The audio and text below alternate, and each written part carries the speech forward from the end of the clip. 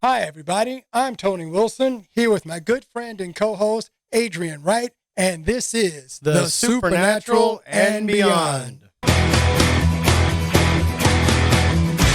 Well, I'm very, very excited. We have a very, very, very special guest, Merci Schreck, who's an author and a teacher. And how you doing today? I'm doing great. Thank you so much for inviting me here today. Just love your guys' show, and I think it's so relevant for this new year. Well, thank you. Thanks for showing up, and it's an honor to have you. And I think you're a speaker too. Is that correct? You also speak, That's right. speaking engagements. Right. So I've been speaking since 2014, and right now I'm a house church pastor, and I'm also like a life coach, a spiritual life coach. And so on the side, I do a lot of mentoring and teaching, like a prophetic mentoring and teaching. Yeah. That's very awesome. That's very needed Yeah. this day and age. Yeah. So, with your ministry, you mentioned home church. So, can you tell us a little bit about that? I think the Lord led us to a place where so many people are churched out. Church, I love that. Yeah. So many people are churched out. And the people that I was like connecting with were people that had been in the church for a very long time. And so they were under this branch of, institutionalized church framework. And people were wanting more and they weren't getting more. And so that's why the Lord was calling us, you need to start this and call it a house church and really go back to first century church roots. And that's really what we're about, is going back to that origin of really what were the early church Christians, what were they actually, studying, what did they actually believe? And so we're going really back to the very beginning so that we can understand what we're trying to do today, Yeah, that's 2,000 years amazing. later. Yeah, that's amazing because kind of reminds me of the book of Acts.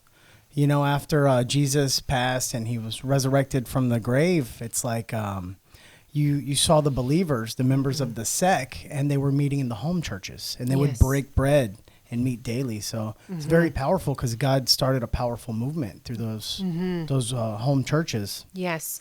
And one of the foundational things we do is that, our spirituality is really relationship based. Yes, It's not through a relationship. building. It's not through these programs that the church is providing. And even the very thing that we're studying, which is the Word of God, that it's missing the original template, and that is going back to Hebraic Yes. Eastern thought. And that has been completely lost within, after Constantine, it's been completely lost. So we're trying to recapture that and go back to those basics. Yeah, the deep roots of early Christianity. It's very powerful. I like that.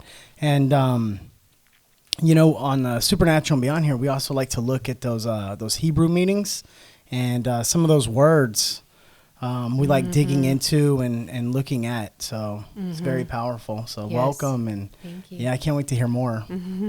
I know that you and I off camera we have we talked about the different languages that were out there, and one of the things that we're very familiar with the Greek, very familiar with Western languages, European languages, and so forth. But there was another one that you just introduced me to. I was aware of it, but never really took it into consideration so far as the Aramaic. Yes. There's a whole new study happening right now, and in the field of academia, Greek has been known to be the language of the New Testament, but they are discovering, and it's been the past 20 years, and there's a pushback from academia to really not have this knowledge be known, and that is that the Gospels and some of the other written books of Paul, his epistles, that they were originally written in Aramaic. And this has profoundly changed the dialogue that we're having of, okay, if that's the case, and if the Western languages went west, Eastern languages went east. Okay. And in our Western Christianity, we've not heard what actually happened in the East. And if this was the original language of Jesus, which was, then my goodness, shouldn't we look at those sources? And so there's really a pushback there, but I'm telling you, it's a new thing that's happening, and it's going to really change the dialogue and the platform that we have right now, and it's going to reveal a lot more of who God is. Right, right. So I've always liked to look at, the original languages. And so I was aware that the Bible was written, in 3 different languages, like Hebrew, Aramaic, and then Greek. But I've always been kind of confused on which part was Aramaic and which part Yes. was Greek. Yes. Right. And so I have not yet researched that, but that's definitely on my list to start looking into. So it's good Yes. that you're here because that's kind of inspiring me to take notes and to write some of this stuff down, to dig deeper. And I think that a lot of people, lay people, pastors, different church denominations, they fight over the different versions of the Bible, and it's really a moot point. Well, I think King James is the author, and they're fighting over the different translations, and they don't understand. It's really a moot point because when they come and ask me, like, what translation do you use? I say, I use them all. Yeah. Because if you want word to word, or if you want phrase to phrase, these are the different translations. But really, that should really lead you to look into the original language itself. And right now, because so many people have written these books and whatnot, you don't have to learn it yourself. You can actually tap into the expertise exactly. Yeah, of these exactly. people Yeah. that have done the work. And that's where you're going in and mining for these specific words. So I really want to encourage the audience to not be intimidated by Yeah, that. yeah. What we're saying is we want to go back to the authenticity of what God's message actually was and not go and move into, politicizing that or this denomination or that. We're really, for us, we're trying to, move away from that. And that's just shaft, we want to get to the real grain. Yeah, yeah. And, what you said there made a valid point, a very good point. And it's like with other languages, like my wife, for example, she speaks both English and Spanish, and there's not always a word for word translation, and not every word translates in both English and Spanish, let alone Greek and Hebrew and Aramaic. And, I've always told people too, like, you have to look at the original writing, like what language was it, and then the context that it was written in. And like you said with the translations, they can only translate it so accurately. Yes. And there's a false doctrine out there that, oh, God preserved it in such and such a translation, and it's like, no, we still have the original writing. So God preserved the original Hebrew, the original Aramaic, and the original Greek. So that's where we should always start looking, is going back to the original. I like to use Strong's concordance. I know there's more. Yes, but, the thing with Strong's is that he was not a linguist. He was a yeah. theologian and a historian, but he was not a linguist. Yeah. And what we're seeing now is that there's so many linguists, and you really have to go to that field because they actually know the language. But it's not just that. They have to know the culture as well. Yeah. And without that pool of knowledge, your language is going to be very flat. Right. Right. And so I like to explain to people the Bible is a very ancient book. And as the Bible is an ancient book, it's not Western at all. Yeah. In fact, it's Hebraic Eastern thought. And even though it's written in Greek, which is very Western, these are Hebraic concepts and principles that had to be, it was spoken through the Greek language. So there's a limitation there. So when we go back into the Aramaic, you're actually tapping into a closer version of it. And then you talked about manuscripts. I don't think people understand, we don't have any of the original manuscripts. We only have copies of copies Right. of copies. So when I say, yes, do I think the Bible is the inspired word of God? Yes, it is in the original manuscript, which we do not have. And we have copies and copies of that. And through that, we're having experts tap into those manuscripts and then translate it into multiple languages, but know that there's a limitation in that as well. Right. And so the totality of the Bible, the Old Testament and the New Testament, if you do not understand that it's an ancient book and that it's Hebraic in its formation of worldview, you will interpret it completely wrong and incorrectly. And I can show you some of those examples. Maybe if we have time, I can show some of those examples here. But Before we go too much further, we're talking about 3 basic languages here: Hebrew, Greek, and Aramaic. yes, Now, Greek we know comes from Greece, and Hebrew comes from the Hebraic peoples. Mm-hmm.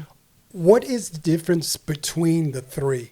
When the temple was destroyed by the Romans in 70 AD and the diaspora began, you have a whole entourage of thousands of Christians, and a lot of them were Jewish Christians. They went to north, south, and to the east. And so when they spread that way, the message went where the people were, but with the languages. And so when you look at the Eastern thought and the language, it's very circular. It's not linear. So the difference with Hebrew and Aramaic is that it's circular thought, whereas in Greek, it's very linear thought. And that's a very different type of understanding the worldview. And let me also say that in the Greek Western thinking, they're very literal in the sense of when they write things down. But in the Hebrew Eastern, those literal meanings actually have spiritual meaning. So Yes. it's like you're only seeing the tree, but they're actually talking about the roots. So it's a very different way. And another part is that the oral tradition of Hebraic understanding, we can't comprehend it in our modern world because everything is written down. But the oral traditions, they are lifted higher than anything that was literally written down. So people talk about this all the time. You know, we have Sumerian cuneiforms and all of these other texts that existed before, Moses and all that. That is totally true. Like Hammurabi, he actually wrote in the 1700 BCE, and Moses doesn't come on the scene until like 1400 BCE, right? And so they're saying, oh, Moses copied after Hammurabi. What they don't understand is that in that time frame, in that culture, oral history was so high, meaning that when someone told you something of a truth, they actually memorized it in form. Yeah. So in rabbinical teaching, the boys, before they hit 13, their bar mitzvah, they had to memorize, literally when they were 6, they would have to memorize the whole book of Leviticus. Wow. How do you do that? Because this culture is deeply rooted in oral history. And so in oral history, you tell stories and picture words. We don't do that in the Greek and in the Western mindset. We don't. We actually describe things. Mm-hmm. Like, for example, when you look at my phone here, the Greek would actually describe in adjective forms this phone. This phone is blue. It's rectangular shape. The Hebrews, they would look at it. They won't describe it, but the object is actually a means of describing its function. So you would say, the phone is used to communicate, and I use it to communicate to people that I know. They wouldn't even bother to talk about the shape or what it is, because they're talking about in relationship to me and its function. So these things have to be taught in the church, or the institutionalized church hasn't been doing that. So here I am as a house church pastor talking about these things, and we're really grappling with the linguistics and the culture and really going back in history as well to tap into, okay, what did God really say here? Right. So this has been a very interesting start and a very interesting interview so far. So Merci, we'd like to thank you for being here with us, and we just want to encourage our viewers to go ahead and leave us a thumbs up, leave a comment down below. Be sure to follow us on Instagram, Facebook, and now Rumble. All right, and we'll see you next time at the Supernatural and Beyond.